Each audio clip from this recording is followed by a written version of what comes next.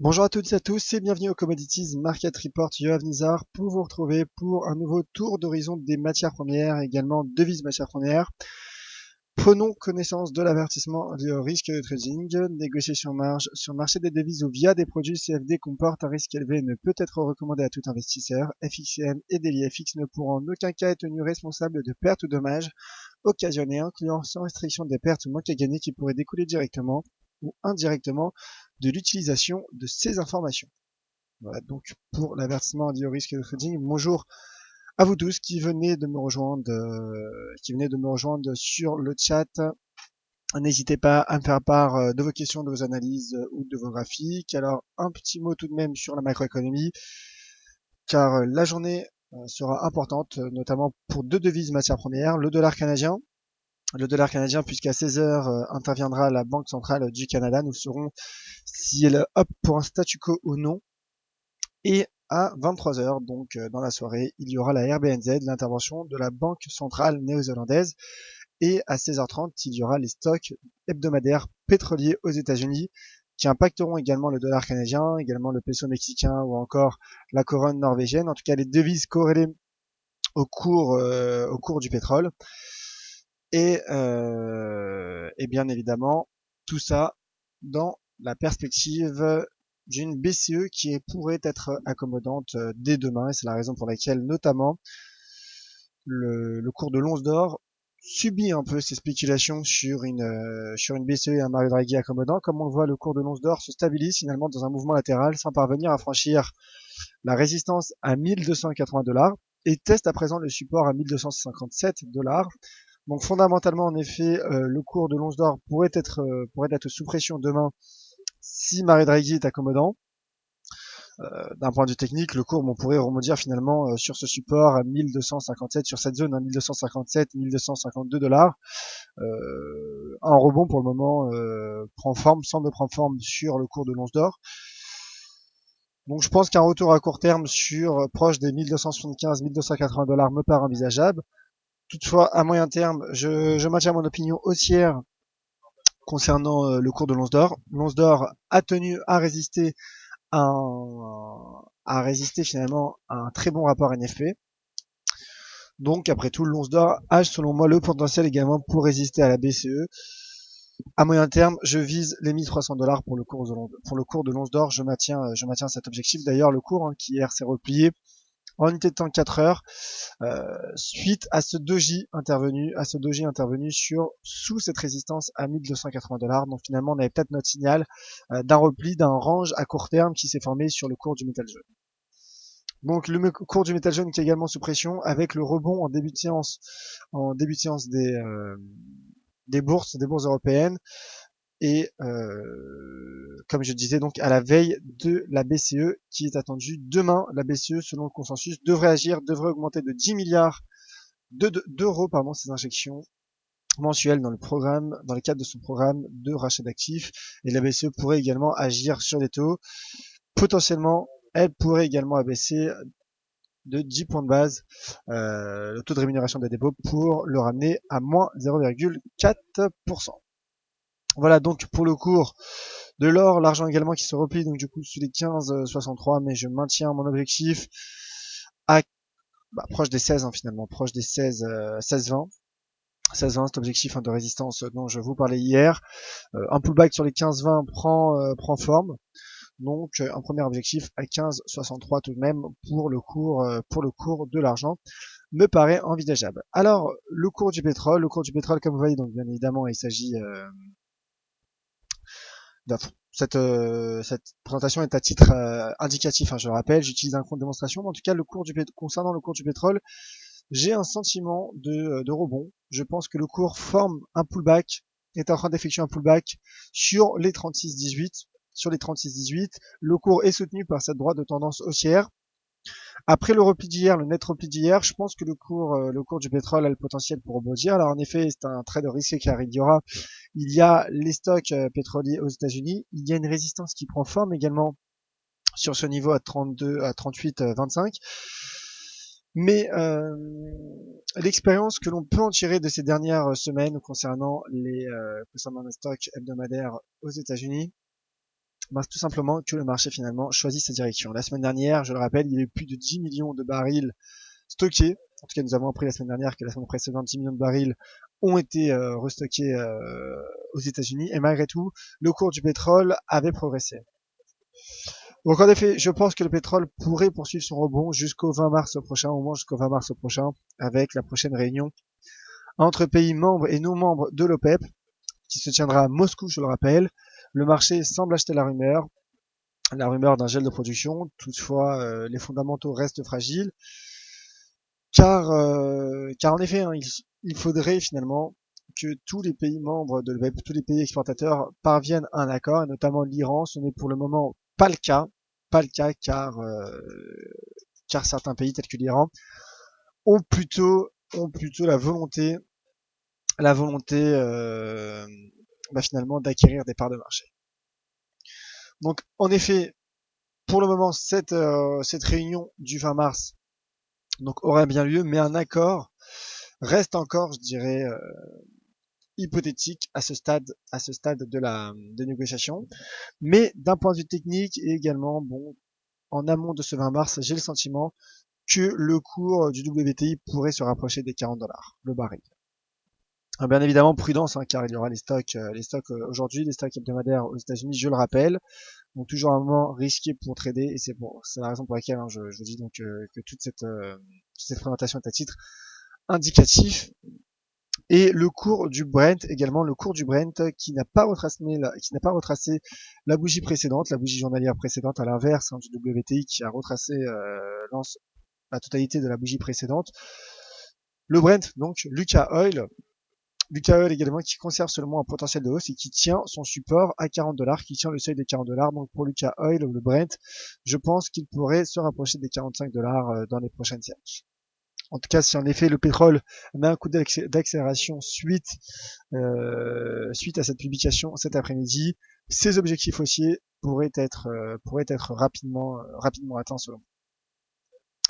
Le cours du cuivre, qui finalement qui s'est replié hier, le cours du cuivre donc qui rebondit toutefois en début de séance, alors que pourtant la bourse de Chine a clôturé, la bourse de Shanghai a clôturé en baisse. Je rappelle, la bourse de Shanghai a perdu 1,34% la nuit dernière. Le cours du cuivre qui se stabilise sous les $2,27, donc sous cette résistance, et qui a atteint notre objectif à 2,27, 2,28 $, qui correspondait tout simplement à l'objectif de l'analyse technique, hein, de par cette sortie de trading range. Le cours du cuivre qui a également validé une épaule tête épaule inversée. Et donc finalement le marché qui hier, le cours du cuivre qui comme l'ensemble du marché des matières premières a reculé, notamment suite à, je le rappelle, la publication de la balance commerciale en Chine et notamment la contraction plus importante que prévu des importations chinoises. Je rappelle que la Chine est le premier importateur de cuivre et le deuxième consommateur de pétrole au monde. Donc c'est la raison pour laquelle notamment le marché des commodities a été mis sous pression hier. Le cours du gaz naturel à présent, le gaz naturel qui rebondit. Le gaz naturel qui rebondit sur le seuil à 1,63 $, mais qui reste tout de même, le risque reste tout de même baissier. Le cours qui se maintient sous une droite de tendance, largement sous cette droite de tendance baissière formée depuis le mois d'octobre, depuis le mois de février 2014.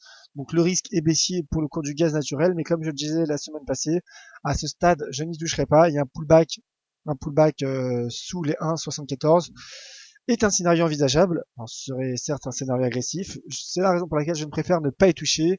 D'ailleurs, demain, il y aura la publication des stocks de gaz naturel, je le rappelle, aux États-Unis. Alors, juste un mot avant de passer sur le Forex, un mot toujours sur le cours du pétrole. Juste pour vous annoncer que le consensus est tombé. Le consensus s'attend à un restockage de 3 500 000 barils. Et en revanche, le consensus s'attend également à un déstockage de 2 millions de barils la semaine passée, donc un déstockage de 2 millions de barils d'essence cette fois-ci. Donc le consensus, pour résumer, s'attend à un restockage de 3 500 000 barils de brut et un déstockage de 2 millions de barils d'essence. Les barils d'essence, hein, le stockage d'essence également qui influence les cours du pétrole.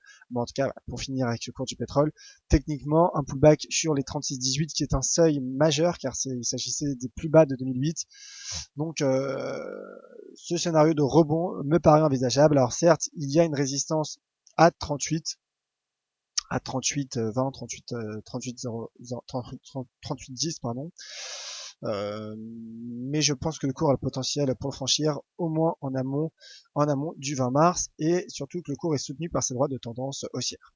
Alors un mot sur le cours du forex, c'est sur les cours des devises avec le dollar américain qui reste sous pression et qui se replie et qui franchit pour le moment, qui tente de casser les 12 040 points. Donc le dollar est baissier avec notamment la perspective d'une Fed accommodante la semaine prochaine. Je rappelle que la semaine prochaine, il y aura le FOMC, le prochain FOMC. Et donc, le cours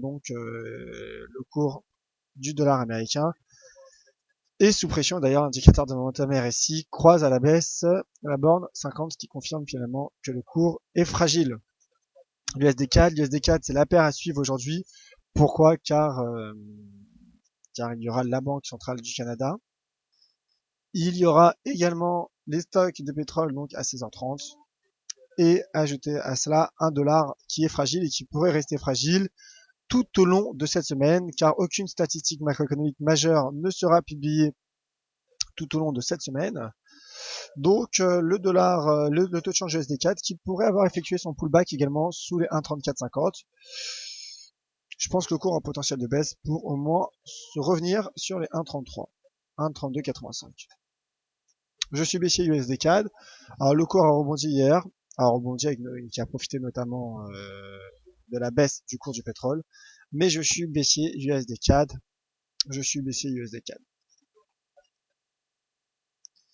Alors, avant de passer aux questions, un mot tout de même sur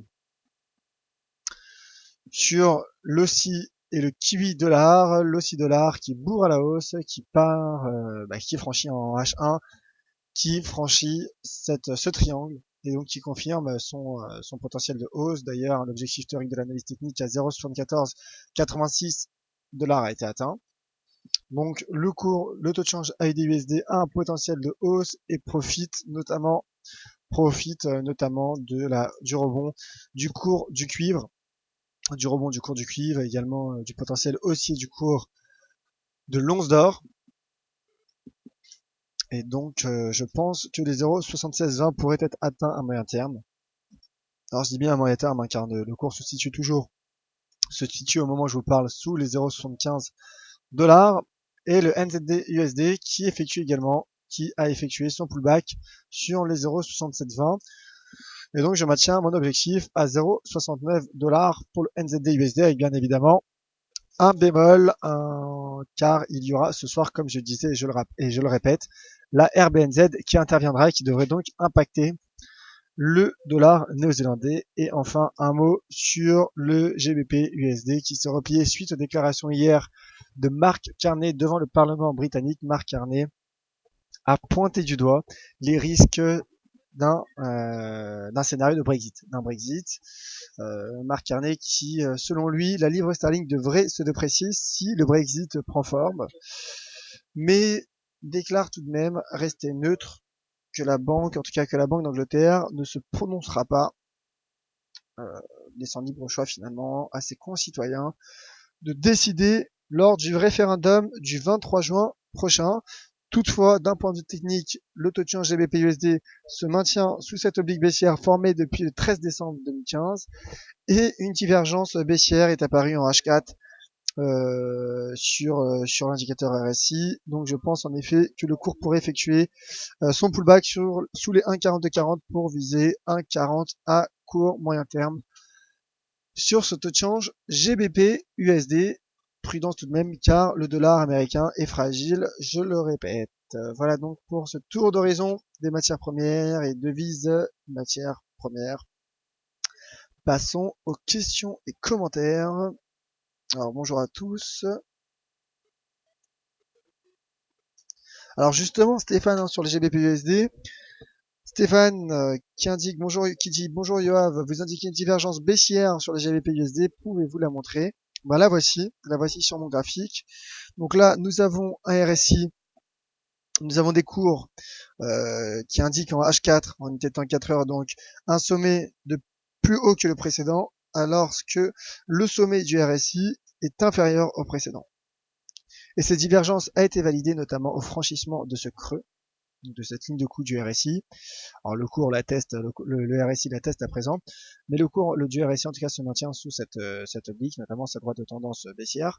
Donc voilà cette divergence baissière qui a également pris forme en quelque sorte hier, mais je pense en effet qu'elle pourrait se poursuivre sous les 1,4240. Pour moi, c'est le niveau à surveiller, car comme je le montrais lundi en début de semaine, il s'agit d'un seuil d'inversion de polarité majeur en données hebdomadaires. Luc qui indique 1400, j'imagine que c'est votre objectif pour le cours de l'once d'or à moyen terme, en tout cas courant 2016. Cela me paraît, cet objectif me paraît possible. Alors, en effet, mon cher JS, n'hésitez pas à me confirmer, m'indiquer les actifs sur lesquels vous réagissez, car en effet, il y a un léger décalage entre le moment où je m'adresse à vous et le moment où vous recevez donc mes déclarations. Et commentaire de la part de Summer Winter. Bonjour Yoav, une question hors sujet. Sous quel nom est intitulé le marché Nikkei sur FXCM, s'il vous plaît? C'est le JPN 225. D'ailleurs, ça tombe bien car j'en parlais hier du Nikkei 225 dans le livre Sterling. Je vous épare justement en unité en 4 heures d'une figure de retournement à court terme, en épaule, tête, épaule. La ligne de coup a été franchie, les lignes de coup à 16 776 et le cours semble effectuer un pullback, en tout cas teste un pullback sur ce seuil d'inversion de polarité à 16 665 points. Donc d'un point de vue technique, un retour sur les 16 330 me paraît envisageable. Toutefois, demain il y a la BCE et la BCE impactera les marchés à action qui, selon moi, qu'ils soient asiatiques, américains ou européens. Donc prudence, mais en tout cas, d'un point de vue technique, selon moi, le Nikkei a un potentiel de baisse. Il y aura également les stocks de brut hebdomadaires aux États-Unis qui pourraient soutenir les marchés à action. Donc prudence, mais voilà, j'en ai parlé hier à la closing bell. J'avais promis de refaire un petit point ce matin. Donc à surveiller ce pullback, cette zone 16 775 et 16 665 qui pourrait être une zone donc de pullback et de résistance pour le Nikkei. Bruno de Leipzig qui me demande un mot sur le platine. Le platine, bah écoutez, le platine qui consolide, qui se replie finalement à l'image des autres métaux précieux. Le platine qui d'ailleurs tente un rebond après cette baisse, tente un rebond sur ce niveau, sur ce seuil d'inversion de polarité à 966. Je pense que le platine a également un potentiel de hausse au même titre que l'once d'or, le palladium ou l'argent, puisque ce sont des métaux précieux qui sont corrélés entre eux et qui pourraient surtout profiter de la baisse du dollar américain, de la fragilité du dollar américain. Ils en profitent d'ailleurs et ils pourraient tirer profit d'autant plus finalement de cette fragilité du dollar américain en amont, et je le rappelle, à une semaine du prochain FOMC. Donc 1000 dollars me paraît possible pour le cours du platine.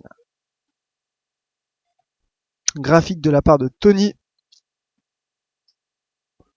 Alors, le voici, le graphique qui se charge. Regarde-moi cette belle compression, baissée ou pas.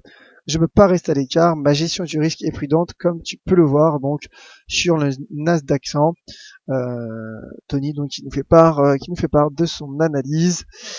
Et visiblement donc Tony qui est haussier, j'imagine. N'hésitez pas à nous dire votre objectif de cours, mon cher Tony, car en effet, selon moi, en tout cas pour moi, ce n'est pas assez clair. Je n'arrive pas à déceler votre objectif de cours. Mais en tout cas, n'hésitez pas, mon cher Tony, à nous indiquer votre objectif de cours. Alors en effet, comme le dit JS Crapulus, le Nikkei vaut le JPN 225 chez FXCM.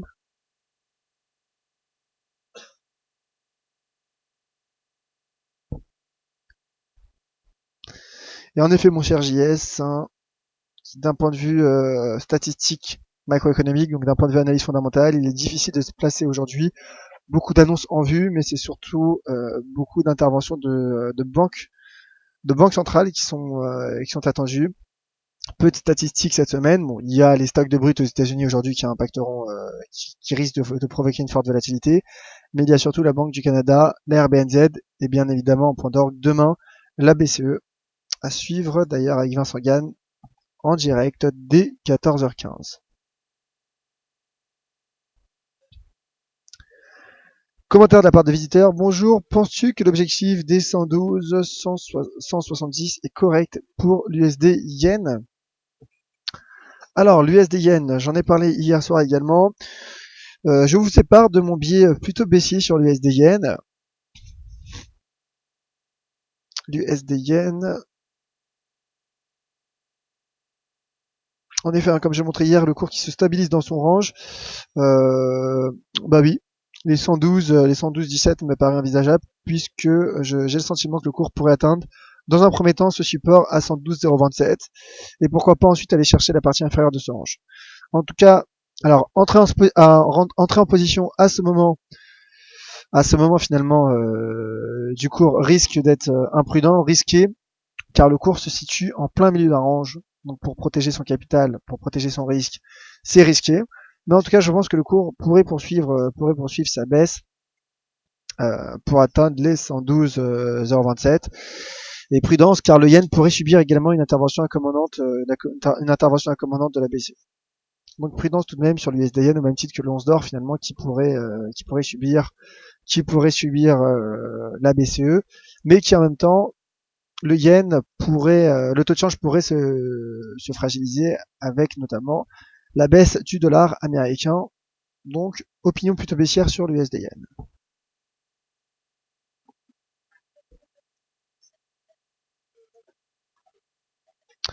Commentaire de la part de Michael. Salut Yoav, que s'est-il passé sur le Bund hier? Ceci est-il un pré-signal d'une continuation de la hausse des indices après la BCE? Alors, sur le Bund, il y a tout simplement eu, avant-hier, si je ne m'abuse, l'expiration du contrat FXM, ce qui a donc provoqué cette forte bougie baissière. Donc il s'agissait du contrat, de l'expiration en tout cas du contrat FXM. Toutefois, le Bund pourrait finalement pourrait profiter d'une intervention accommodante de la BCE. Car si la BCE met ses taux sous pression, le Bund, justement, le contrat Bund pourrait donc, il devrait repartir à la hausse. Tony pour un graphique à nouveau. Alors Tony qui nous met des graphiques. Donc l'euro GBP est ma dernière ligne de la matinée, objectif BCE. Donc pour Tony qui visiblement est baissier sur l'euro GBP. Et concernant le Nasdaq, donc Tony qui est acheteur, théorie c'est 4450 points, mais suivre la sortie s'il y a, et trading stop. Donc là, il s'agissait du graphique de Tony concernant le Nasdaq, et graphique nous met un autre graphique, et il s'agit d'un graphique sur l'USD SEC. Sur l'USD SEC, vendeur, je te laisse regarder le potentiel D1 et weekly, objectif bas du range, mais surtout l'accélération sur breakdown du support. Donc, Tony qui est vendeur USD SEC, en effet, hein, le SEC est également une devise exotique et qui pourrait également, le cours pourrait baisser avec notamment la baisse du dollar américain et profiter du rebond des matières premières.